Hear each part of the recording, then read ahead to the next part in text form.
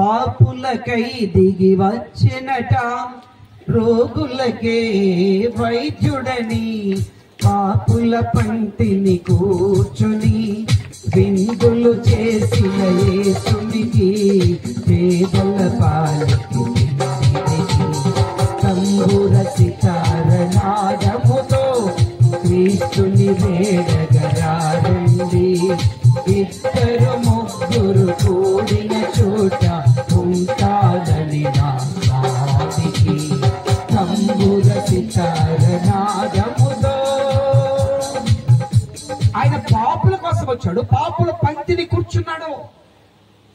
కుష్ఠవ్యాధి కలిగిన రోగింటికి వెళ్ళాడు. మనమైతే అక్కడ కూర్చోలేం, ఆ వాసన మనం భరించలేం. ఆ చేతులతో, ఆ చేతులు ఏమా ఆ ఇంట్లో వండిన భోజనం మనం తినగలమా? మన ఆలోచనలు వేరుగా ఉంటాయి. మనం ప్రతిదీ ఆలోచిస్తాం. ఇంతకుముందు సంఘంలో బల్ల కార్యక్రమం అప్పుడు రొట్టె అలాగే ఉండి ఆ రొట్టెను తీసుకుని వెళ్తే మన వాళ్ళు తుంచుకునేవాళ్ళు. అట్లా ఎవరికి ఎంత కావాలో అంత తుంచుకునేవాళ్ళు. సమస్య ఎక్కడ వచ్చిందంటే, ఇట్లా తుంచడం వల్ల వాళ్ళు ఏ చేయి పెడతారో మట్టి ఇద్దేమో మాకు కుదరదు అన్నారు. మళ్ళీ దాన్ని మొక్కలు చేసేస్తున్నాం. మళ్ళీ ఇక్కడ కూడా సమస్య వస్తుంది. ప్రియమైన దేవుని వాళ్ళారా, ఈ రోజు మనము ఎంత శరీర సంబంధమైన ఆలోచనలు కలిగి ఉంటున్నామో చూడండి. మట్టి అయినా ఇంకోటైనా ఎవరమ్మా వాళ్ళంతా? సంఘంలో ఉన్న వాళ్ళందరూ ఎవరు చెప్పండి? మనమందరం కూడా ఎవరమ్మా? దేవుని పిల్లలు. కానీ ఆ యూనిటీ, ఆ ఈక్వాలిటీ మనం కలిగి ఉండలేకపోతున్నాం. దేవుని ఆత్మ కలిగి ఉండలేకపోతున్నాం. దేవుని మనస్సు మనం కలిగి ఉండలేకపోతున్నాం. మన ఆలోచనలు చెడిపోతున్నాయి. మన ఆలోచనలు భిన్నంగా ఉంటున్నాయి. వాడు వీడు ఈడు వాడనే మనస్సు కలిగి ఉంటున్నాం. ఇంకా ఇంకా ఇంకా ఆ వ్యత్యాసాలు మనం కలిగి ఉంటున్నాం సంఘంలో. అది మంచిది కాదు. ప్రియమైన దేవుని వల్ల అది మంచిది కాదు. ఖరాబ్ తిరుగుబాటు చేస్తున్నాడు. ఈ పని ఎందుకు, నాకు ఇంతకంటే బెటర్ నాకు కావాలి. అది దేవుడు నిర్ణయించాడా? దేవుడు చెప్పాడా? దేవుడు చెప్పని దాన్ని నువ్వెందుకు అడుగుతున్నావు? దేవుడు చెప్పని దాన్ని నువ్వెందుకు కోరుకుంటున్నావు? దేవుడు నీకు ఏ పని నిర్ణయించాడో, ఏ స్థితిలో ఉండమన్నాడో ఆ స్థితిలో నువ్వు కొనసాగాలి. అంతే. దేవుడు చెప్పని దాన్ని నేను కోరుకుంటే, దేవుని కంటే నువ్వు ఎక్కువగా నిన్ను నువ్వు హెచ్చించుకుంటే, కోరాహు పరిస్థితి. ఇప్పుడు అందరూ వచ్చి దేవుడి సంఘంలో నిలబడ్డారు.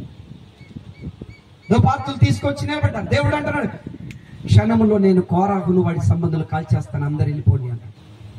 మోషే సాగిలపడి, అయ్యా ఈ సర్వ సమాజాన్ని వాడితో పాటు నశింపచేస్తామని ప్రతిమాలితే వాళ్ళందరినీ తప్పించి కోరాహును అతని సంబంధులను భూమి నెరవిడిచి మింగివేసినట్టుగా మనం చూస్తున్నాం.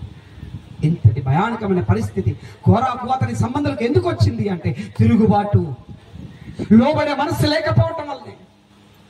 ఒక్క మాట కూడా ఈరోజు మనం పడే పరిస్థితి లేదు. ఒక్కసారి సరిదిద్దటానికి ప్రయత్నించినా కూడా తిరుగుబాటు చేసే మనసు కలిగి ఉంటుంది. ప్రియమైన దేవుని వల్ల చూడండి, దీనివల్ల లాభమా నష్టమా అంటే ఖచ్చితంగా నష్టమే.